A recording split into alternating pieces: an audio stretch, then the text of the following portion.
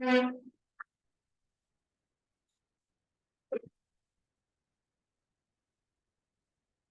Last class में हमने introduction to JavaScript आपका किया था कि जावास्क्रिप्ट हमारी क्या होती है, इसके बारे में पूरा डिटेल लेक्चर एक रिकॉर्ड किया था।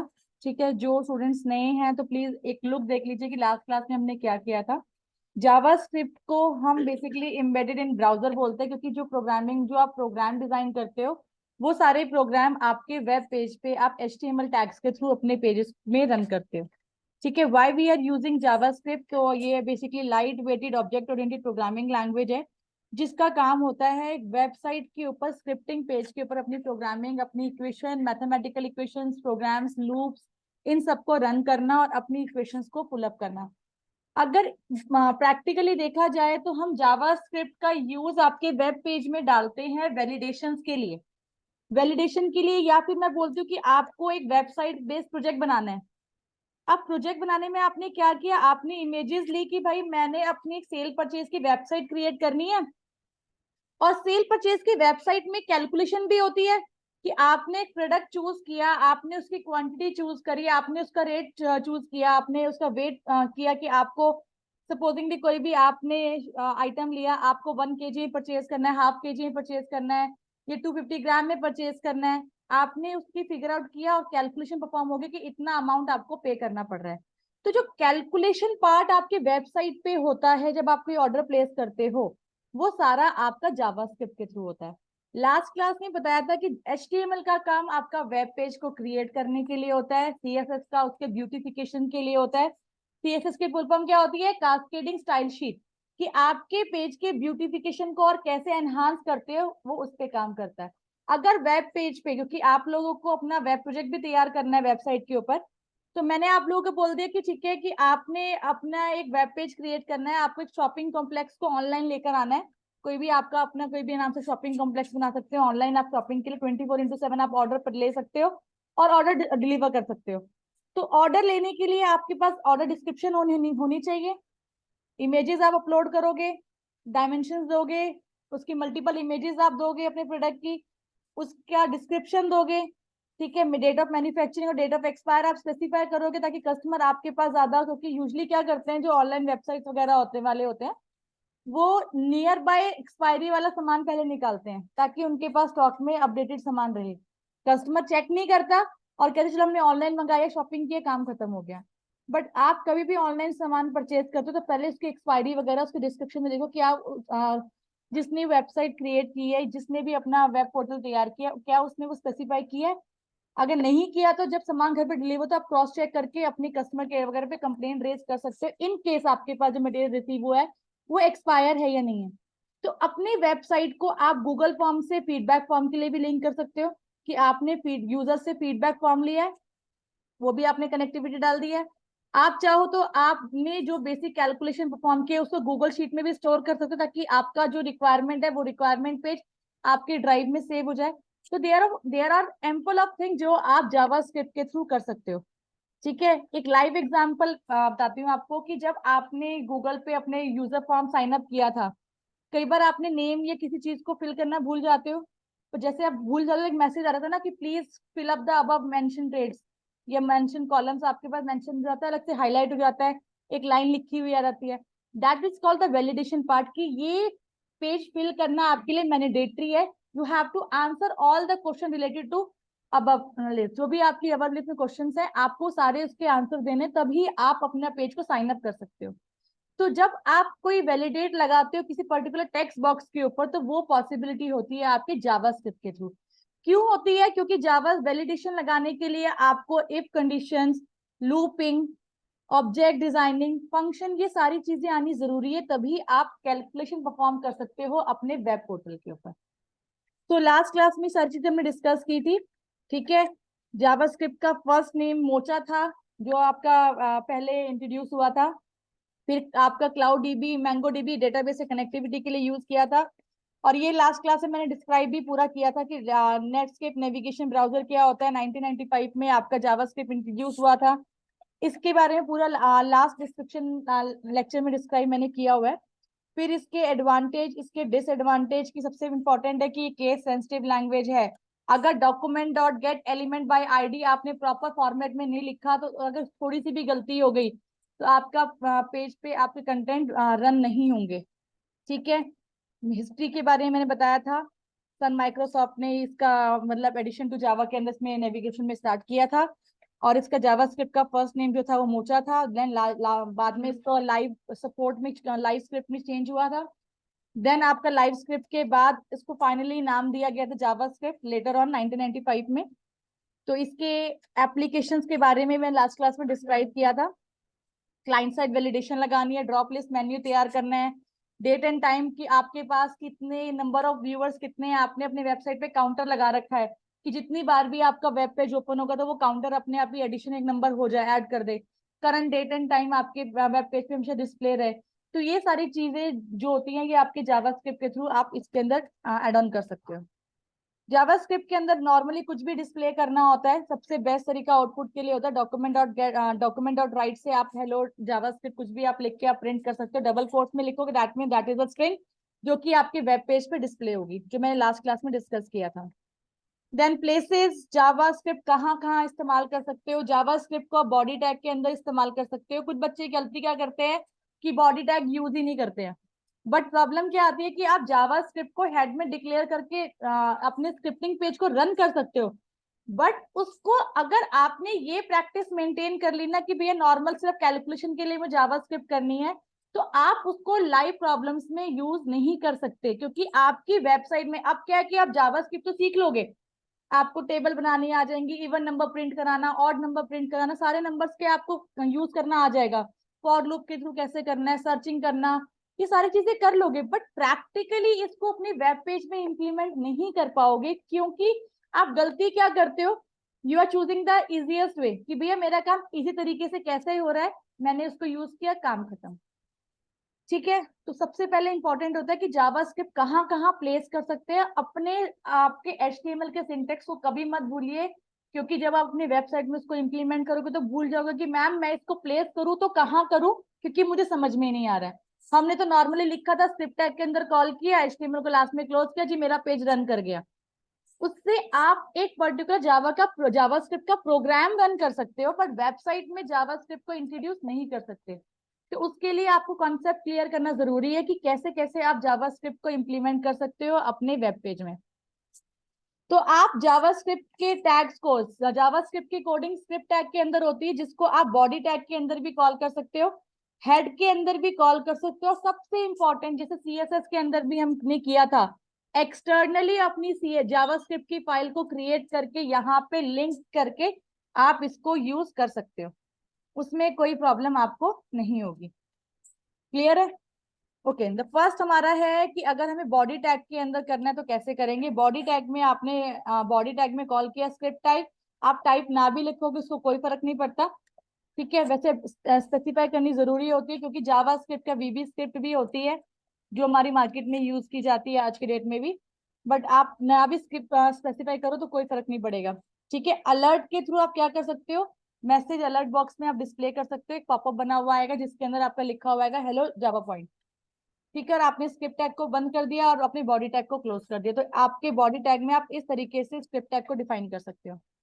नेक्स्ट आता है आपका हेड के अंदर। अगर आपको हेड के अंदर अपना स्पेसिफाई करना होता है, जस्ट अ मिनट,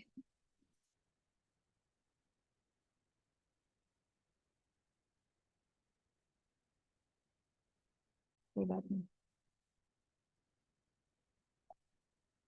तो सेकंड हमारा मेथड होता है आपका हेड के अंदर स्पेसिफाई करना, कि अगर आप चाहते हो कि भाई बॉडी में आपको स्क्रिप्ट टैग को यूज करने में प्रॉब्लम आ रही है, कि आपने वहां पे स्टाइल शीट भी यूज किया, स्टाइल टैग को भी कॉल किया जो कि आपका सीएसएस के लिए होता है, तो आप इसको हेड में सेपरेटली स्क्रिप्ट टैग के अंदर कॉल कर सकते हो इन दिस वे, कि जैसे आपने स्क्रिप्ट टैग लगाया हेड के अंदर और आपने कोई भी फंक्शन डिफाइन किया, जो फंक्शन के बारे में हम आगे पढ़ेंगे, स्ट्रक्चर और फंक्शन के बारे में, आप इस तरीके से भी स्क्रिप्ट टैग के अंदर हेड के अंदर इसको कॉल कर सकते हो। इससे बॉडी का कंटेंट अलग रहेगा। और यहाँ पे आप यहाँ पे देख रहे हो कि ये मैसेज नाम का एक फंक्शन क्रिएट किया गया है, और यहाँ पे इसको इनपुट टाइप बटन में क्लिक इवेंट पे सेट करके यहाँ पे इसको कॉल किया गया। दैट मीन्स कि अगर चाहे तो हमने अगर बटन प्रेस बनाया है तो बटन के पीछे हम क्वेश्चन कुछ भी आपका हो कि आपने एक बटन बनाया है कि आपने क्वांटिटी ले ली, अमाउंट ले लिया, तो कितना टोटल अमाउंट होगा, मल्टीपल आइटम का, सिंगल आइटम का, आप एक बार में कैलकुलेशन परफॉर्म कर सकते हो जावास्क्रिप्ट के अंदर। तो ये आपका जितने भी यूजर फॉर्म में हम बटन यूज करते हैं, टेक्स्ट बॉक्स यूज करते हैं, उन सबके थ्रू आपका फैमिलियर होके काम आपका इजिली कर देता है। इसके लिए हमें फंक्शन आना जरूरी है, फंक्शंस, एरे का कॉन्सेप्ट, ऑब्जेक्ट का कॉन्सेप्ट क्लियर होना जरूरी है। तो in that way we can introduce JavaScript in head tag. Next हमारा आता है external Java file. External Java file वैसे ही काम करती है जैसे आपने सीएसएस के अंदर उसको एक्सटर्नली कॉल किया था। एक्सटर्नली कॉल करने में आपने क्या किया था, कुछ याद है किसी को आप में से? आपने स्टाइल टैग के अंदर सोर्स भी दिया था, सोर्स में आपने क्या किया था, डबल कोट्स में स्पेसिफाई कर दिया कि फाइल आपकी कहाँ पे एग्जिस्ट करती है, उसकी एक्सटेंशन डॉट सीएसएस होती है अगर आप सीएसएस की फाइल यूज करते हो। सेम विद दैट, अगर आपने जावास्क्रिप्ट के कोड लिखे हैं तो आपके पास जो फाइल होगी वो आपकी डॉट जेएस एक्सटेंशन की होगी, और बाय नेम कॉल करके एक्सटेंशन प्रोवाइड करके आप यहाँ पे उसको लिंक कर सकते हो। जो भी आपने जावास्क्रिप्ट के टैग्स लिखे होंगे या जावास्क्रिप्ट की पूरी प्रोग्राम की कोडिंग की होगी, वहां से अपने प्रोग्राम में इसको इनबिल्ट का यूज कर सकते हो।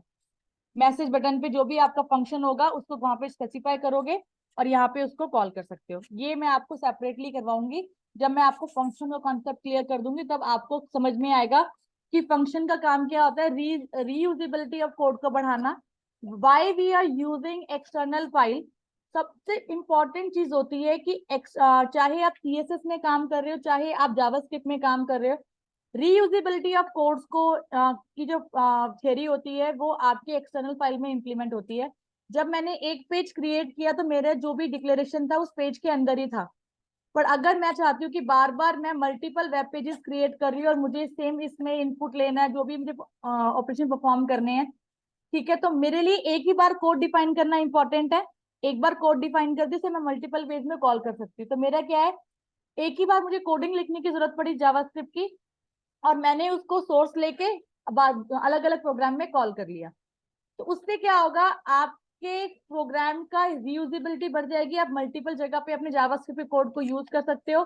जावास्क्रिप्ट के फाइल में अगर कोई एरर आएगी तो वो आपकी मेन फाइल को इफेक्ट नहीं करेगी, कि वेब पेज पे उस पर कोई फर्क नहीं पड़ेगा। सिर्फ आपने डायरेक्टली लिंक किया था तो आपको पता है कि अगर आपके यहाँ पे कंटेंट डिस्प्ले नहीं हो रहा तो आप जेएस की फाइल में जाके अपनी करेक्शन तो कर सकते हो, इंस्टेड ऑफ पूरे होल पेज में करेक्शन ढूंढ रहे हो कि मैंने कहाँ स्क्रिप्ट टैग कॉल किया है, कहाँ पे मैं काम कर रही हूँ, कहाँ पे मेरी एरर आया है, तो उस चीज से आप बच सकते हो इसलिए। तो ये हमारा था एडवांटेज डिसएडवांटेज जो कि हमने लास्ट क्लास में डिस्क्राइब किया था। नाउ लास्ट लास्ट क्लास के अंदर हमने एक और टॉपिक डिस्कस किया था कि आउटपुट आप किस तरीके से डिस्प्ले कर सकते हो, जो कि मैंने आज आपको मॉर्निंग में भी करवाया था कि inner HTML document dot gate element by ID में आपने जो भी आपने टैग का नेम डिक्लेयर किया आईडी के अंदर, उस नेम को कॉल करके इनर एचटीएमएल से आप अपने पेज को रन कर सकते हो। सेकेंड मेथड था आपका डॉक्यूमेंट डॉट राइट के थ्रू, ये आपको क्लियर हो गया। विंडो डॉट अलर्ट मैंने आपको क्लियर कर दिया प्रॉपर तरीके से। कंसोल डॉट लॉग, जिसमें आपको प्रोग्राम रन आपके आउटपुट नहीं आएगा, आपको अपने वेब पेज के इंस्पेक्शन सेक्टर में जाकर वहां पे कंसोल एप्लीकेशन को रन करके अपने प्रोग्राम का आउटपुट देख सकते हो। ये लास्ट क्लास में मैंने आप सभी को सारी चीजें करवाई थी। आई थिंक इसमें किसी को कोई प्रॉब्लम आज होगी नहीं। एक टॉपिक और जो करवाया था वो इंक्रीमेंट डिक्रीमेंट ऑपरेटर का था, तो आई थिंक वो सबको क्लियर होगा। क्लियर है? ओके। सो नेक्स्ट हमारा आता है टॉपिक आपका ऑपरेटर्स की। जावा स्क्रिप्ट में ऑपरेटर्स का क्या काम होता है, क्यों, why we are using operators in JavaScript. तो सबसे पहले आता है कि जावा स्क्रिप्ट में मैंने काम किया है प्रोग्रामिंग में कैलकुलेशन परफॉर्म करना। ठीक है, तो आपने क्या किया, आपने यहाँ पे वेरिएबल डिक्लेयर कर दिए। वेरिएबल डिक्लेयर कर दिए तो किस टाइप के वेरिएबल डिक्लेयर किया है, नंबर टाइप के किया है, स्ट्रिंग किया है, एरे इनपुट कर रहे हो। तो आप सबसे पहले टाइप स्पेसिफाई करोगे, तो यहाँ पे आप देख रहे हो कि ऑपरेटर और ऑपरेंड दोनों यूज किए गए हैं। तो ऑपरेटर क्या होता है, क्या ऑपरेट करता है, ऑपरेंड और ऑपरेटर में डिफरेंस क्या होता है। यहाँ पे अगर जो प्लस सिंबल यूज किया है ये आपका ऑपरेटर है, और इक्वल टू क्या है आपका, ये सब क्या है आपके ऑपरेटर्स हैं। और ऑपरेंड क्या है, जो वेरिएबल आप ले रहे हो ए प्लस बी, जो ये आपने वैल्यू स्पेसिफाई करी है वो हमारे क्या होते हैं, ऑपरेंड होते हैं। नेक्स्ट आ गया ऑपरेटर को हमारे पास जावा स्क्रिप्ट के अंदर 6 कैटेगरी में कैटेगराइज किया गया है। अर्थमेटिकल ऑपरेटर, कंपैरिजन ऑपरेटर जिसको रिलेशनल ऑपरेटर भी बोलते हैं, तीसरा है आपका बिटवाइज ऑपरेटर, चौथा आपका है लॉजिकल ऑपरेटर, फिर पांचवा आपका है असाइनमेंट ऑपरेटर, फिर है आपका स्पेशल ऑपरेटर्स, टाइप ऑफ वगैरह जिसके अंदर हमारे अंदर आते हैं। तो ये 6 टाइप की कैटेगरी है जो कि जावास्क्रिप्ट में यूज की जाती है ऑपरेटर्स की। क्लियर है ये चीज? Now start with arithmetic operator. Arithmetic operator में क्या होता है कि कोई भी आपने कैलकुलेशन परफॉर्म की, addition, subtraction, multiplication, divide, modulus आप निकाल रहे हो, ये सारे हमारे क्या होते हैं, आपके ऑपरेटर्स है। इंक्रीमेंट ऑपरेटर, डिक्रीमेंट ऑपरेटर, जिनके बारे में मैं ऑलरेडी आपको पहले बता चुकी हूँ। तो मेरे ख्याल से इसमें किसी को कोई प्रॉब्लम होगी नहीं, या किसी को प्रॉब्लम है क्योंकि VBA हो या आप एक्सेल हो, आपने सब में ये ऑपरेटर्स का यूज किया हुआ है, अर्थमेटिकल ऑपरेटर का। किसी को कोई डाउट है? राज, क्लियर है कॉन्सेप्ट आपका? अगर एडिशन का परफॉर्म करें तो आप प्लस सिंबल यूज करते हो, सब्ट्रैक्शन के लिए माइनस, मल्टीप्लीकेशन के लिए आपका ये आपका स्टैरिक सिंबल आ जाता है, डिवाइड के लिए स्लैश, मॉड्यूलस के लिए परसेंटेज का साइन, इंक्रीमेंट के लिए प्लस प्लस। अगर आपने किसी वैल्यू के आगे इंक्रीमेंट लगाया है, जैसे यहाँ पे लिखा है a plus plus, that means की इनिशियल वैल्यू क्या रहेगी आपकी 10 रहेगी, नेक्स्ट टाइम इसकी वैल्यू क्या हो जाएगी आपकी 11 नेक्स्ट टाइम में। ठीक है। अगर आपने डिक्रीमेंट ऑपरेटर लगाया है तो मैं इसको एक बार प्रैक्टिकली भी आपको बता देती हूँ ताकि आपको कॉन्सेप्ट थोड़ा सा क्लियर रहे। शुड आई रिकॉर्ड और रहने दो उसको, मैं प्लस माइनस ऑपरेटर, इंक्रीमेंट और डिक्रीमेंट बता दूं या क्या और बच्चों को क्लियर है कॉन्सेप्ट? मॉर्निंग की क्लास में जो डिस्कस किया था।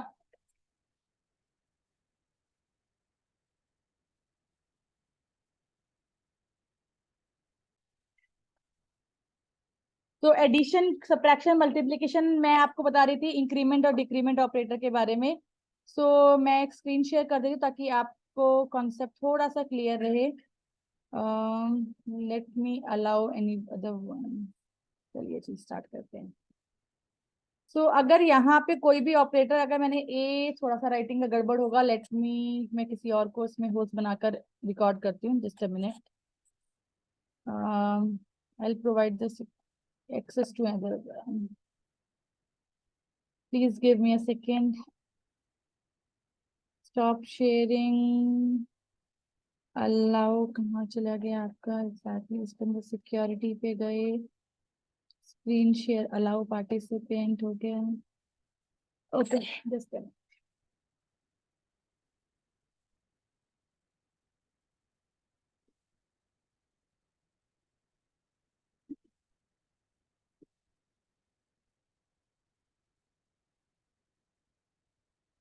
ओके।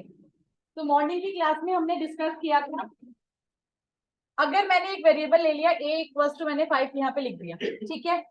a की इनिशियल वैल्यू क्या होगी 5 और b की इनिशियल वैल्यू मैंने कर दी 2। क्लियर है ये चीज?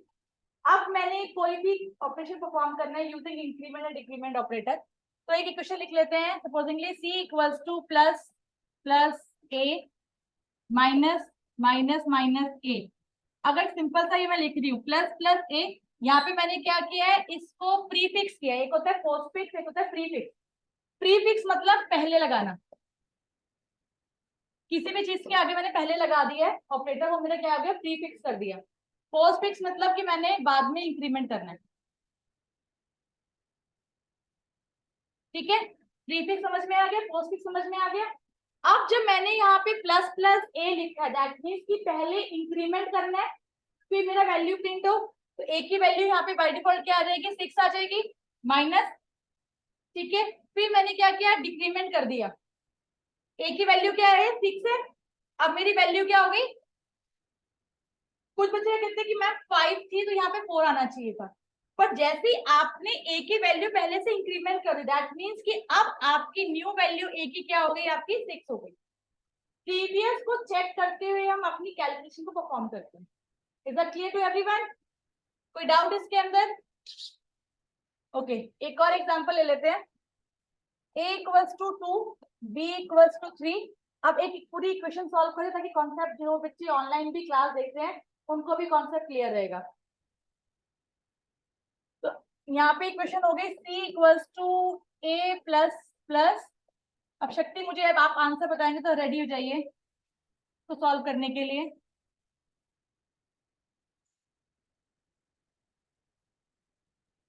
मैंने यहाँ पे क्या कर दिया, a प्लस प्लस, वैल्यू क्या होगी वैल्यू क्या हो गई 2।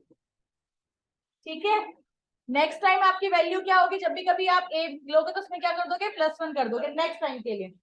अब जैसे ही यहाँ पे नेगेटिव हो गया तो ये प्लस इससे कट गया, तो अब वैल्यू क्या हो गई भाई, वैल्यू नेक्स्ट टाइम 3 होनी थी, पहले डिक्रीमेंट हो गया, तो वैल्यू क्या हो गई वापस से 2 हो गई। Minus plus plus b, value क्या हो गई 4, प्लस बी, वैल्यू क्या हो गई 4। सॉल्व होके आंसर आ जाएगा। कोई डाउट इसके अंदर? कॉन्सेप्ट क्लियर है आपको इंक्रीमेंट डिक्रीमेंट का, प्री और पोस्ट में कॉन्सेप्ट क्लियर है? तो चलिए आगे बढ़ते हैं फिर।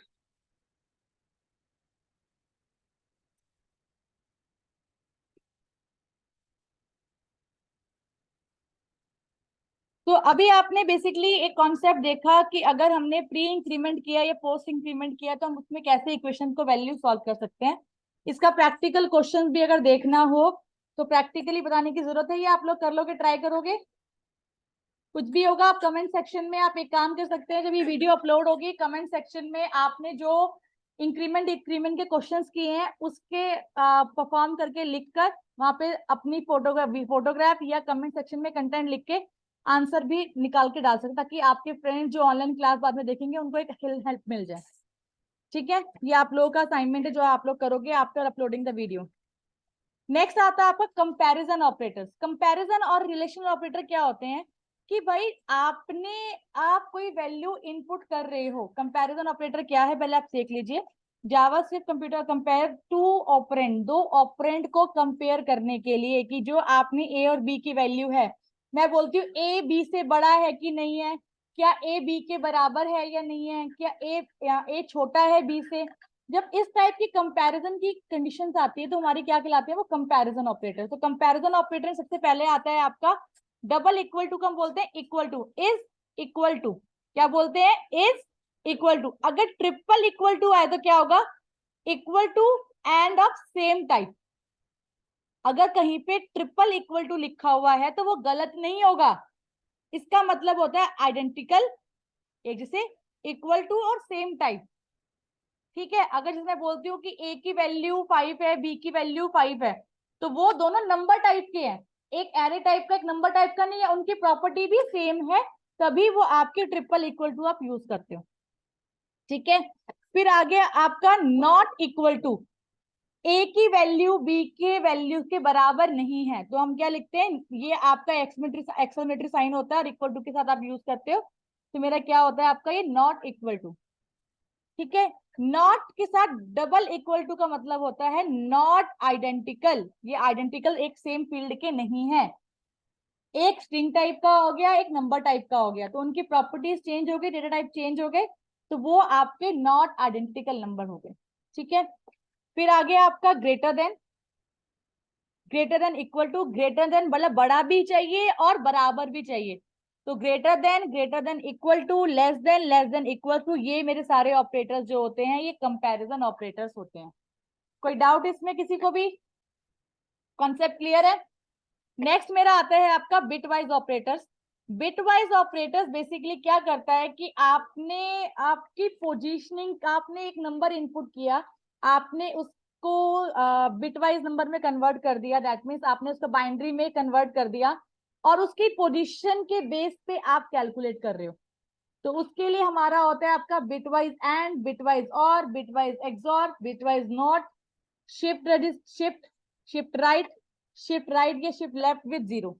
ये कॉन्सेप्ट जो है मैं आपको लेटर ऑन बताऊंगी ताकि आपको समझ में आ जाए, इसका सेपरेट लेक्चर लेंगे, क्योंकि आपने कोई भी नंबर आपने इनपुट किया, आप पहले उसको बाइनरी में कन्वर्ट करोगे दोनों नंबर को, फिर उसकी पोजीशन के अकॉर्डिंग चेक करोगे कि नंबर बराबर है या नहीं है। तो ये हमारे किस टाइप के ऑपरेटर होते हैं, आपके बिटवाइज ऑपरेटर्स होते हैं, जब आपको पोजीशनिंग निकालनी होती है किसी चीज की। नेक्स्ट आपका होता है आपका logical operator. Logical operator means कि आपने कंडीशन में कंडीशंस लगानी है मल्टीपल। अगर मेरे मैथ के मार्क्स ज्यादा हैं हिंदी से तो मैं पास हूं वरना मैं फेल हूं। अगर मेरे टोटल नंबर 300 से ज्यादा हैं, उसके साथ साथ अगर मैं इंग्लिश में पास हूं तो ही मैं पास हूं वरना मैं फेल हूं। जहां पे मल्टीपल कंडीशंस को ट्रू चेक करने के बाद आउटपुट जनरेट होता है, वो हमारे लॉजिकल ऑपरेटर होते हैं, जो कि आपके 3 टाइप के होते हैं। लॉजिकल एंड, नंबर मेरा बराबर है या बराबर है और साथ साथ बड़ा है 50 से, तो मैं एलिजिबल हूँ। कुछ भी आप लॉजिक लगा सकते हो। मैंने आपको एक्सेल के अंदर ही बताया था कि अगर आपको टोटल नंबर पे और पर्टिकुलर सब्जेक्ट मार्क्स के ऊपर कंडीशन लगानी है तो आप एंड और नॉट तीनों की कंडीशन यूज करते हो। याद है, भूल गए? क्या लगाते थे? इक्वल टू इफ, ब्रैकेट लगाया, टोटल, फिर आपने क्या लगाया? एंड लगाया कि मैथ के मार्क्स ज्यादा होने चाहिए 50 से, और उसके कॉमा लगा के क्या करते हो? टोटल मार्क्स ज्यादा होने 300 से, तो आप पास हो वरना आप फेल हो। दोनों कंडीशन ट्रू होगी तो पास होगे, वरना आप क्या कहलाओगे? फेल कहलाओगे। इनका यूज कब होता है? जब आप लूप में इफ कंडीशन चेक करते हो कि अगर आप में बोलती हूँ कि मेरा प्रोग्राम 1 से लेके 20 तक रन करे, बट जैसे ही 15 आ जाए, 15 वैल्यू पर पहुंचे वो, तो उसके बाद प्रोग्राम आपसे पूछे कि आप वी रीच 15, क्या प्रोग्राम एग्जिट करना है या कंटिन्यू करना है? हॉल्ट लगाने के लिए हम इन लॉजिक्स का यूज करते हैं। नेक्स्ट हमारा है आपका असाइनमेंट ऑपरेटर। लॉजिकल ऑपरेटर और असाइनमेंट ऑपरेटर बहुत इंपॉर्टेंट है जावास्क्रिप्ट में। कंपैरिजन ऑपरेटर भी, हम बिटवाइज ऑपरेटर इतना यूज नहीं करते, पर बिटवाइज भी हम यूज करते हैं, पर as compare to these operators हम उसका इतना यूज नहीं करते। तो नेक्स्ट हमारा है असाइनमेंट ऑपरेटर। जब हमें ऑपरेटर, मैं बोलती हूँ ए की वैल्यू, ए के अंदर ए की वैल्यू ऐड करके ए में स्टोर कर दो, instead of defining multiple variables, हम क्या करते हैं? B equals to A plus A कर दिया, या मैं कहती हूँ C equals to A plus B. I just want कि ए की और बी की एडिशन सेव होकर बी में स्टोर हो जाए, तो उसमें हम यूज करते हैं आपके असाइनमेंट ऑपरेटर। असाइनमेंट ऑपरेटर में आपका इक्वल टू ऑपरेटर कैलकुलेट किया जाता है। प्लस इक्वल टू का मतलब क्या? अगर ए की वैल्यू 10 है, आपने क्या कर दिया? ए प्लस इक्वल टू 20, ए में ए की वैल्यू को ही ऐड कर दो, तो क्या आ गया आंसर? 30 आ गया। आपको मल्टीपल वेरिएबल डिक्लेयर करने की जरूरत नहीं होगी। क्लियर है ये चीज? कोई डाउट इसके अंदर? नेक्स्ट आपका है माइनस इक्वल्स टू। अगर आपकी वैल्यू ए की 20 है और आपने लिखा ए माइनस इक्वल्स टू 10, इसका मतलब क्या है? ए में जो ऑलरेडी वैल्यू है उसमें 10 कम कर दो, तो आंसर क्या आ जाएगा आपका? 10 आ जाएगा। सेम मल्टीप्लाई, डिवाइड और मॉडुलस। आई थिंक इसमें कोई प्रॉब्लम किसी को होगी नहीं। The concept will be clear to everyone. Next हमारा आता है आपका स्पेशल ऑपरेटर, जो आपकी इफ एल्स की कंडीशन को चेक करने के लिए यूज किया जाता है। इसके लिए क्वेश्चन मार्क और कॉलन का यूज किया जाता है। ये आपका शॉर्ट हैंड मेथड होता है जो लिखने का, इफ एल्स की कंडीशन को एक लाइन में चेक करने का। Conditional operator return the value based on the condition, like if else condition. If else की तरह आपको आउटपुट देता है। अगर आपने ए क्वेश्चन मार्क बी कॉलन लगा के ट्रू लिख दिया, दैट मीन्स कि अगर ए की वैल्यू बी के बराबर होगी तो आपका ये परफॉर्म करे, वरना आपका फॉल्स लिखा हुआ आ जाए। आप इस तरीके से करते हो। मल्टीपल कॉमा करके आप मल्टीपल स्टेटमेंट को एक ही बार एग्जीक्यूट कर सकते हो। डिलीट लिख के आप अपने पूरे ऑब्जेक्ट प्रॉपर्टी को डिलीट कर सकते हो। ऑपरेटर के बीच में आपने कोई प्रॉपर्टी चेक करनी है या ऑपरेटर कोई ऑब्जेक्ट इंसर्ट करना है, तो आप इसके लिए इन प्री डिफाइंड ऑपरेटर का यूज कर सकते हो। इंस्टेंस ऑफ चेक करना है कि आपका जो ऑब्जेक्ट आपने किया है उसकी प्रेजेंट वैल्यू क्या है, आप चेक कर सकते हो। New new instant object create करने का मेथड होता है टाइप ऑफ। ये सब चीजें हैं जो मैं आपको लेटर ऑन, जब मैं आपको फंक्शंस और ऑब्जेक्ट करवाऊंगी, तब कॉन्सेप्ट आपको क्लियर कर दूंगी इनका। क्लियर है? कोई डाउट इसके अंदर? इतना, ये टॉपिक आपका वो टॉपिक है जो पहले आपकी क्लास कंडक्ट हो चुकी है। It just for the revision से कि आपको पता होना चाहिए कि ऑपरेटर्स क्या है और कैसे उसका इम्प्लीमेंटेशन होता है। कोई डाउट इसमें किसी को? तो नेक्स्ट क्लास में हम अभी पढ़ेंगे if condition, if else condition, जो आपने वीबीए में किया है। अब हम वीबीए और एक्स जावास्क्रिप्ट को पैरेलली रख के दोनों में डिफरेंस करके अब काम करेंगे, ताकि आपको प्रॉब्लम ना हो कॉन्सेप्ट समझने में कि भाई बीबीए में हमने ऐसे लिखा था, जावास्क्रिप्ट में कैसे लिखेंगे। और आप बीबीए का सिंटेक्स जावास्क्रिप्ट में रन लिख रहे हो, फिर आप प्रोग्राम रन करते टाइम में प्रॉब्लम हो रही है, तो हम उन प्रॉब्लम्स को लेके अब काम करेंगे। Is that clear to everyone? तो 1 मिनट में वापस से रिकनेक्ट होते हैं ताकि हम नेक्स्ट लेक्चर को स्टार्ट कर सकें। तो ये हमारा ऑपरेटर्स का कॉन्सेप्ट था, ये हमारा क्लियर हो गया अभी।